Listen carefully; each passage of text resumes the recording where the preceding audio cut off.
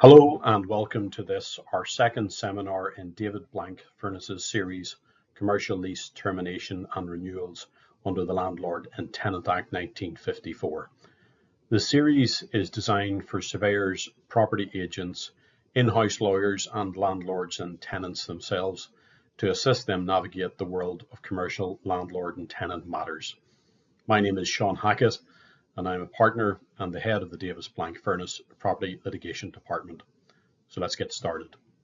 In our first seminar, we explored the foundational principles of the Landlord and Tenant Act 1954, which I'll refer to as the Act, focusing on the statutory protection it afforded to qualifying business tenancies through security of tenure and the process for contracting out of those protections under Section 38A of the Act.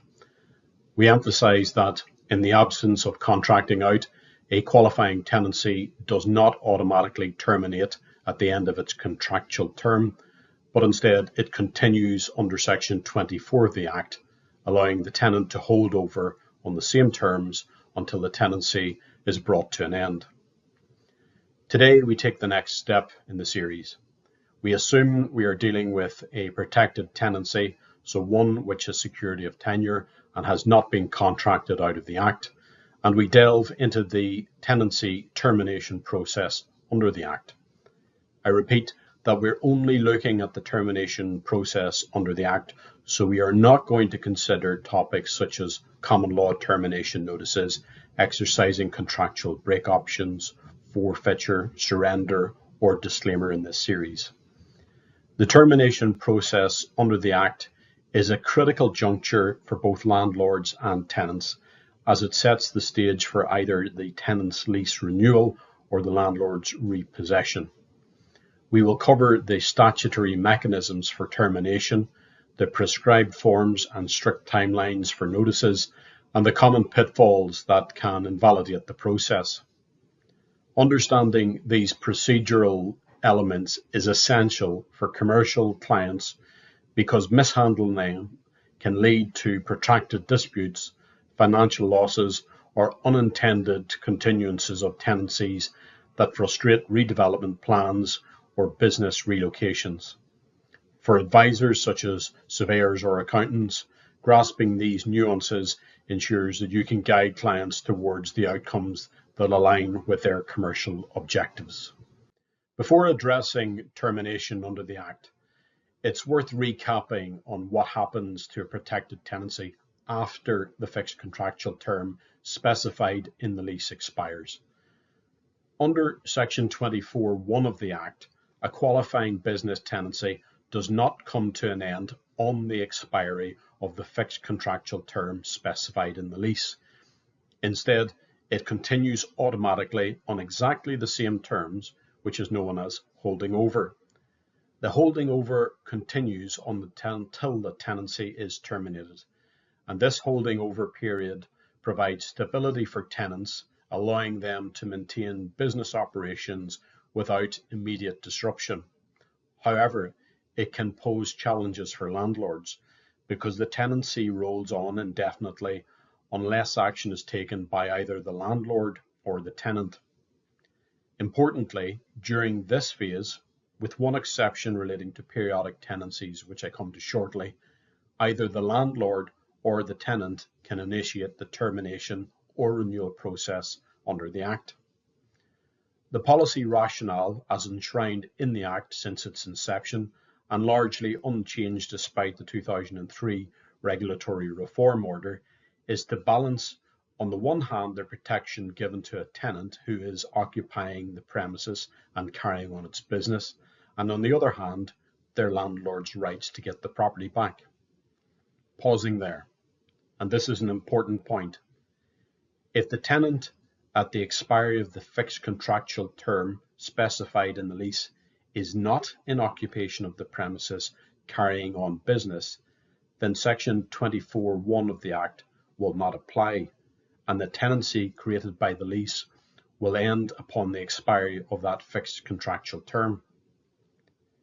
It's therefore a prerequisite that the tenant must be in occupation of the premises, carrying on business at the expiry of the fixed contractual term specified in the lease in order for Section 24 to apply and for there to be holding over. If a tenant under a lease, which has the protection of the Act, does not wish their tenancy to hold over upon the expiry of the fixed contractual term specified in the lease, then all they need to do is to vacate the premises before the fixed contractual term expires. They do not need to give any notice to their landlord, though they can if they wish, and we will cover this later when talking about Section 27(1) notices. All the tenant needs to do is to ensure that before the fixed contractual term specified in the lease expires, they are not in occupation carrying on business. There are three main routes to bringing a protected tenancy granted under a lease to an end under the Act, and these are pursuant to Sections 25, 26 or 27 of the Act. The first one is by the landlord's notice, that's Section 25, by the tenant's notice, which is the Section 26 request for a new tenancy, and then by tenant's notice to quit under Section 27, and we'll deal with each of those in turn. The primary mechanism for a landlord to bring a protected tenancy to an end is by serving a notice pursuant to Section 25 of the Act. This is known as a Section 25 notice.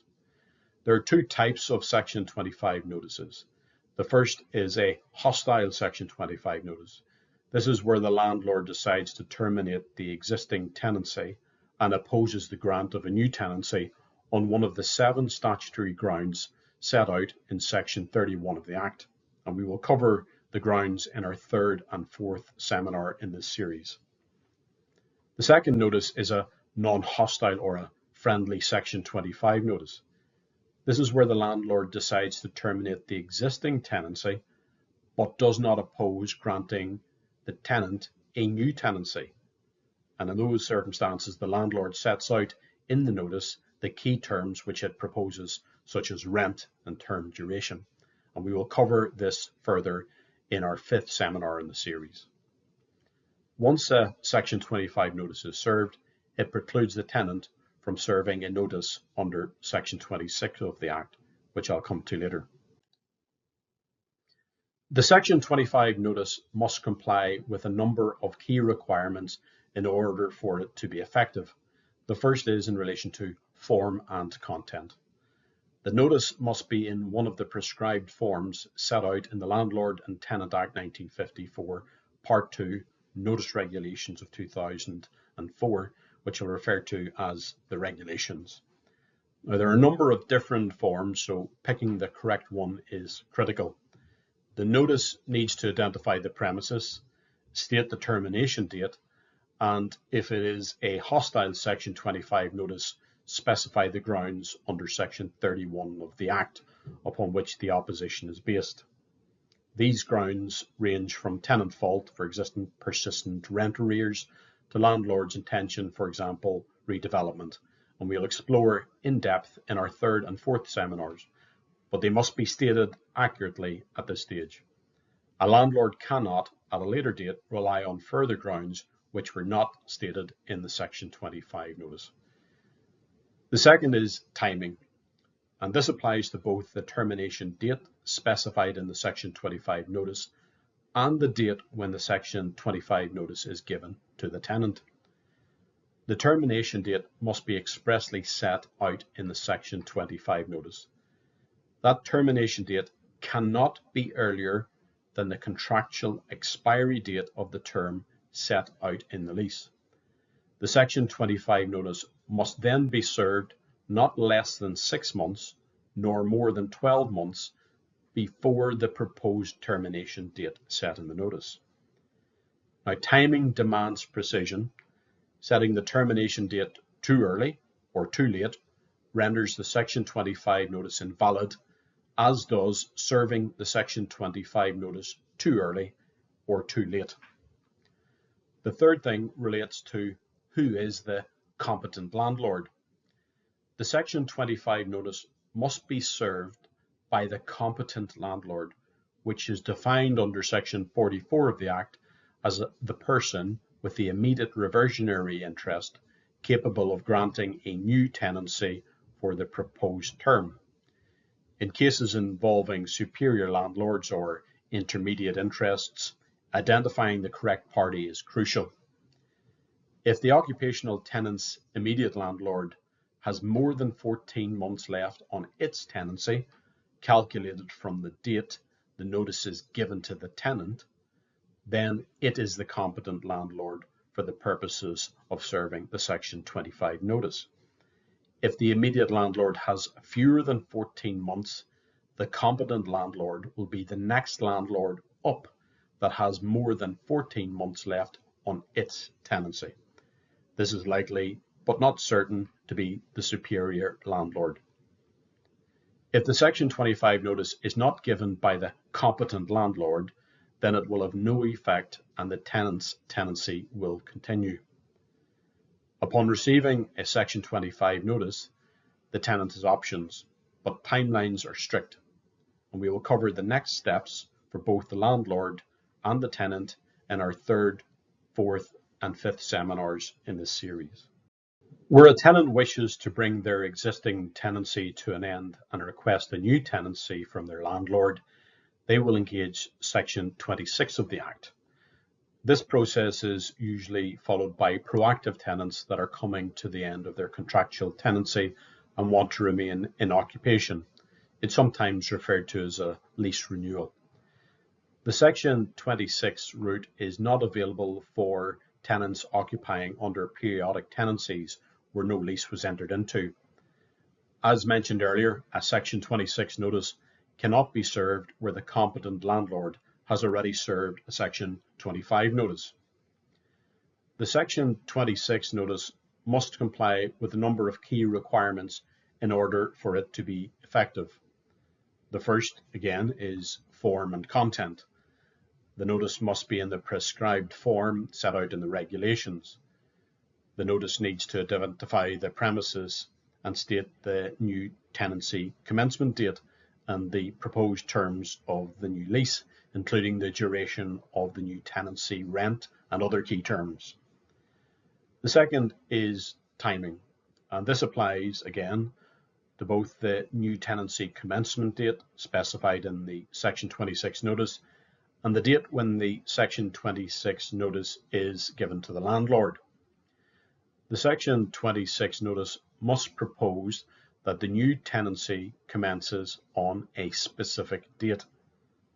Pausing there, this means that the date upon which the current tenancy ends will be the day immediately before the commencement date specified in the Section 26 notice. That is an important point for the reasons we will cover in the fifth seminar in this series.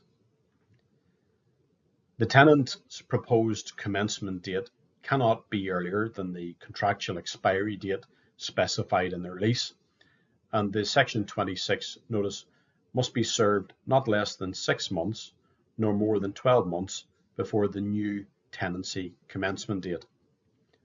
Once again, timing demands precision, and setting the proposed commencement date too early or too late renders the Section 26 notice invalid, as does serving the Section 26 notice too early or too late.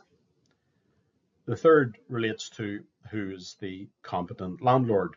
Again, the Section 26 notice must be served on the competent landlord, which we covered earlier. If the Section 26 notice is not served on the competent landlord, then it will have no effect and the tenant's current tenancy will continue. If the landlord wishes to oppose the tenant's request for a new tenancy, then within 2 months of them receiving the Section 26 notice, the landlord must serve a counter notice under Section 26(6) of the Act. There's no prescribed form for that counter notice, but the counter notice must state the relevant grounds of opposition listed in Section 30 of the Act upon which the landlord wishes to rely, and we will cover the grounds for opposition in our third and fourth seminars in the series. If the landlord, however, is not opposed to the grant of a new tenancy, but does not agree the terms set out in the Section 26 notice, there is no need for the landlord to serve a counter notice. Instead, the new lease terms can be negotiated directly between the parties, or if no agreement can be reached, the terms can be determined by the court. Critically, if the landlord misses the counter notice deadline, they lose the right to oppose the grant of the new tenancy.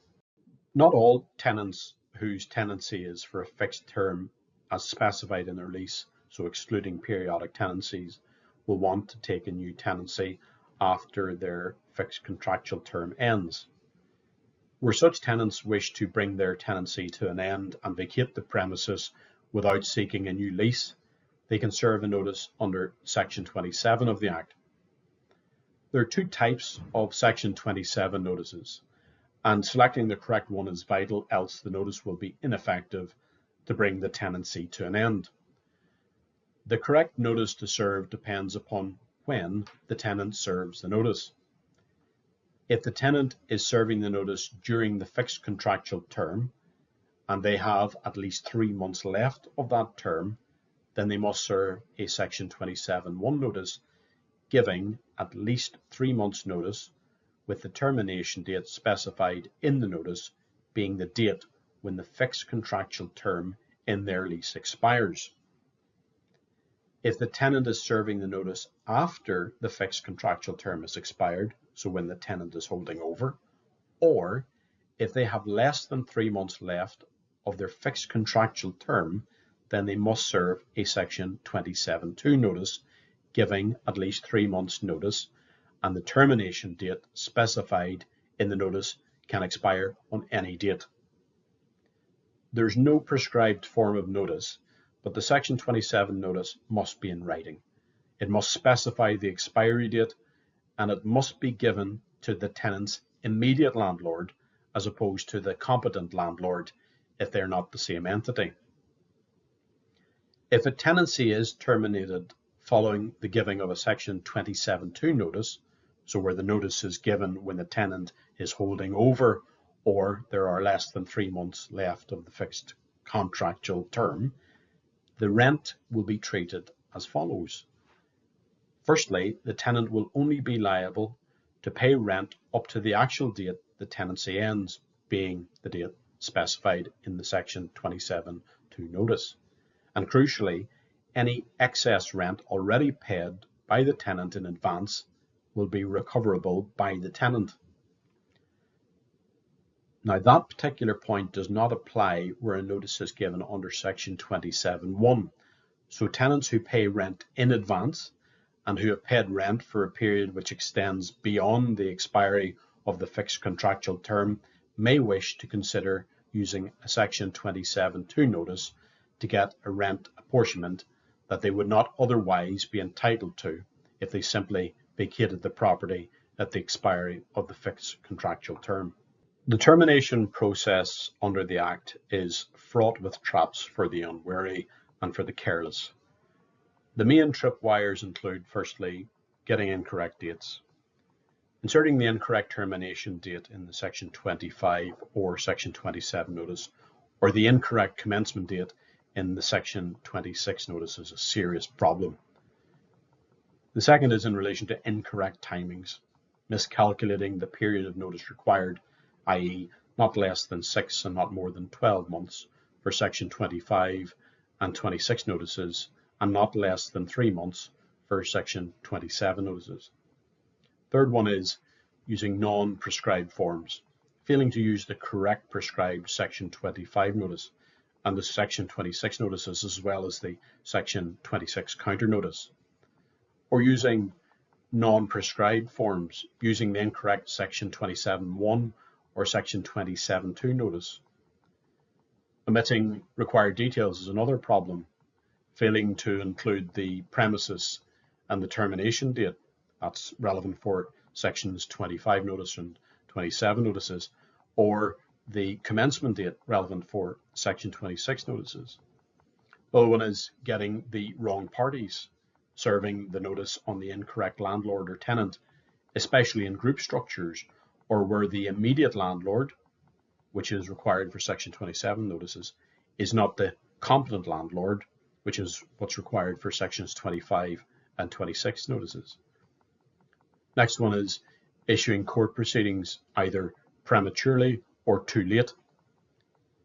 Tenants fall foul of this by applying to the court within 2 months of giving the Section 26 notice, or on or after the commencement date in the Section 26 notice, or after the termination date in the Section 25 notice. Allowing deadlines to pass without any action is a significant problem. Landlords who fail to serve their counter notice within 2 months of receiving the Section 26 notice, or the tenant failing to issue proceedings seeking a new tenancy by the deadlines fixed by virtue of either the 26 notice or the 25 notice, is critical. These errors can lead to costly delays and, worse still, lost rights. Drafting the notice correctly is the first step in the process of lease termination under the Act, and the next step is to validly serve the notice. And the issue of service of notice is not covered in the series and will be in a separate series. That takes us to the end of our second seminar in our Commercial Landlord and Tenant series. Should you require assistance with drafting notices, lease renewals, or disputes under the Act, our property litigation team is equipped to support your commercial objectives. Please contact us for tailored advice. In our next seminar, we will assume a hostile Section 25 notice has been served by the competent landlord on the tenant in occupation, and we will dive into opposed lease renewals, focusing on the fault-based grounds under Section 31A to C of the Act. All that remains is for me to thank you for joining us, and I hope you can join us on our next seminar. A recording of this session and a copy of the slides will be uploaded to our website. We look forward to seeing you for Seminar 3, titled Opposed Lease Renewals Part 1, Fault Grounds, under Section 30 of the Landlord and Tenant Act 1954, on Monday, the 3rd of November.